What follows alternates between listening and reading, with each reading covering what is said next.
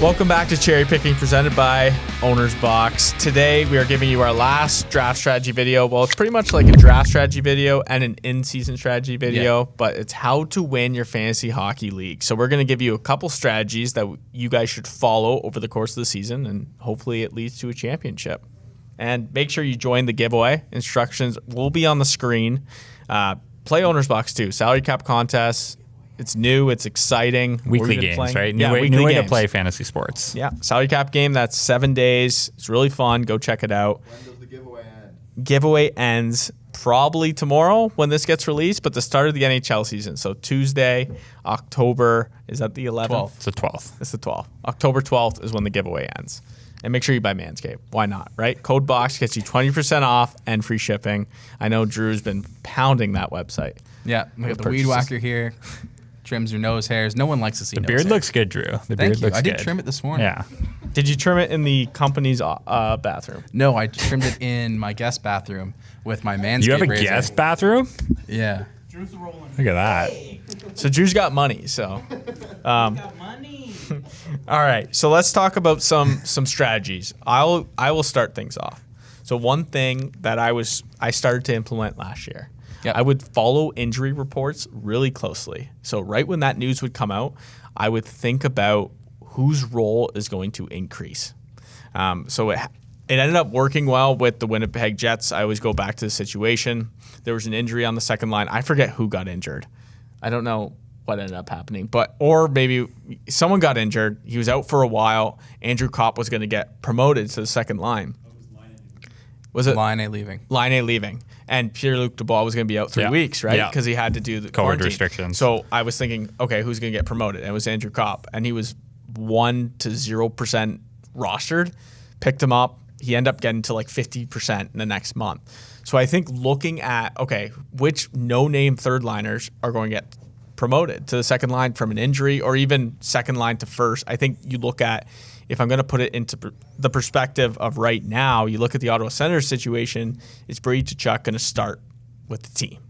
And if he doesn't start with the team, well, who's going to play second line? Is Stützle going to the first line, or is Formanton from the fourth going to play on the first? Yeah. Right? Like, that's a huge increase. And if he does use your last pick on him, you get that week, 2 weeks, however long it is. him up You like pick week someone one. else up anyways. Yep. So I think that this is a strategy that I think it's just a small thing that can really help you with the waiver wire. Yeah, well, you see like fantasy football, most leagues now that I'm in will have like that waiver wire and it rolls so that you can't really do this or Yeah. everyone has a chance, but it's like be that guy in the hockey leagues where people aren't quite as up to speed doing that, where, you get that late breaking news, you pick up that guy, everyone else goes to look for him, he's already on your team.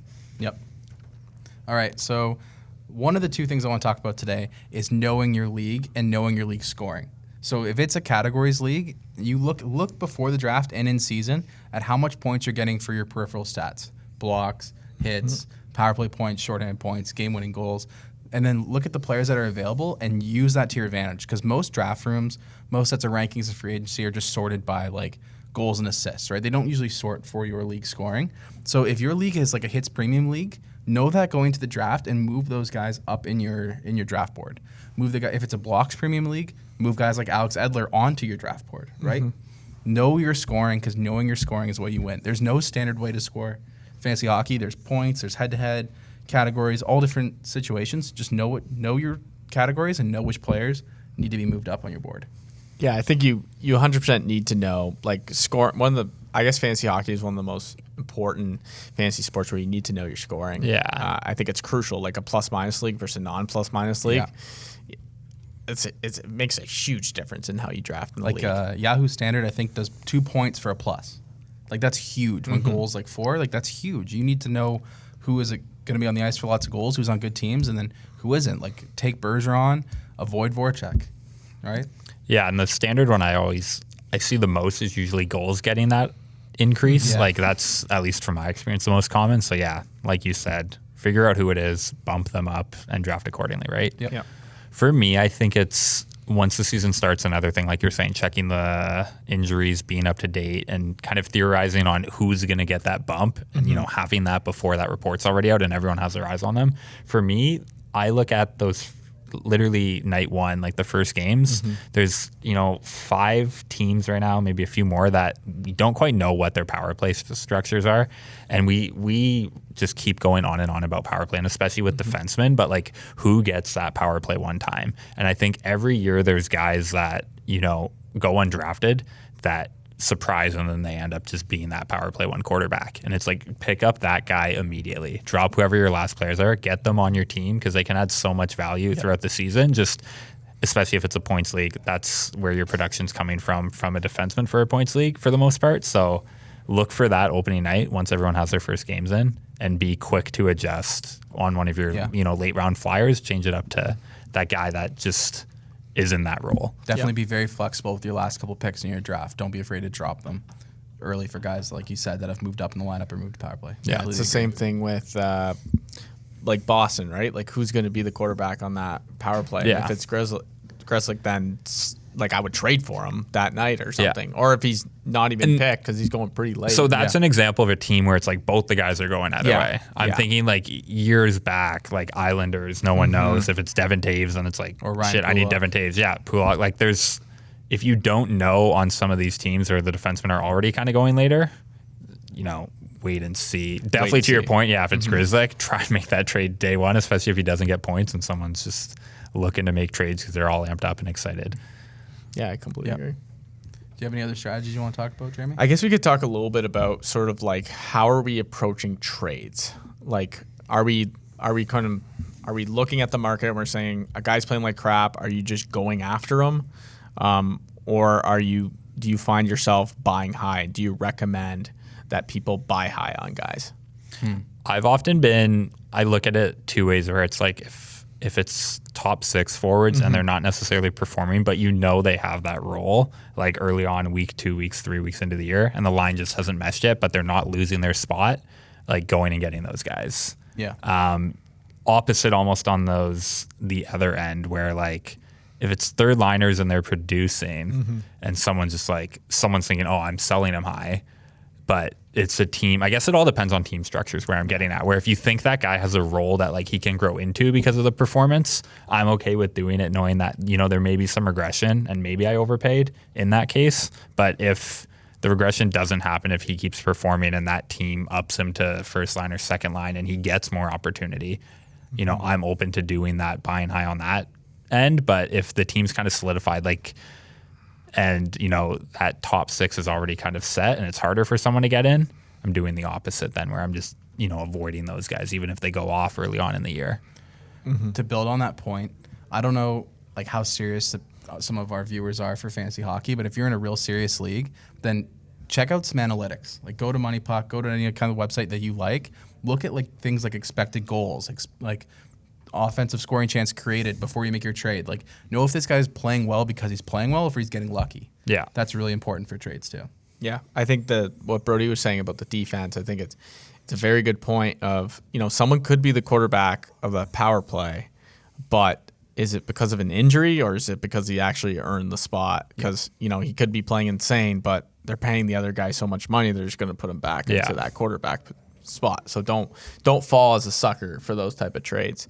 But yeah, that's pretty much like, I guess, like buying low on a guy. So like last year we saw the Zibby situation where he started off horrendous, and people kind of, you see it in baseball too with pitchers. They start off the year horrendous. Like, do you think people should, I guess, keep their like top 3 rounds players, like believe in them? Or do you think that, if they're not performing well, like don't be afraid to cut them loose? You mean by trade, right? Trade.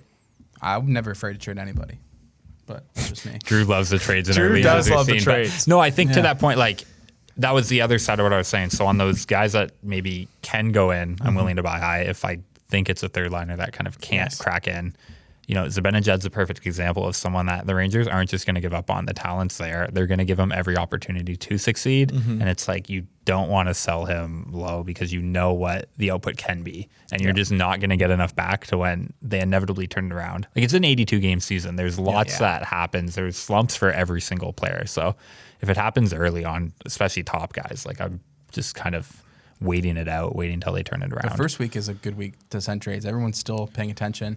People might overreact, like if their first rounder doesn't have any goals through a week or two. So yeah, I definitely see this as like a take advantage, like the first, like you said, week or two of guys who their role is not going to go down and they struggle. Like just go after those guys, throw a flyer out there, and then you're just flipping your 3rd round pick for a 2nd round pick. Yeah. I think that's something that people should look at in the first week. Yeah. Go ahead, then I've got one more. Sure. So another thing I want to talk about is if you're in a daily changes league, maximize your changes per week. So if you're allowed, let's say 4, 5, 7 changes per week, pick up, like have one guy at the end of your bench that's like a rotating in and out, and pick up someone that's playing every single night to maximize the games played in your lineup to maximize the fantasy points you can score. So you want like a rotating, like have a guy that you're just going to rotate out to maximize your changes? Every night you're adding someone that's active so you have as many active players in your lineup as possible. So yeah, always have one spot like that if you're in a daily league.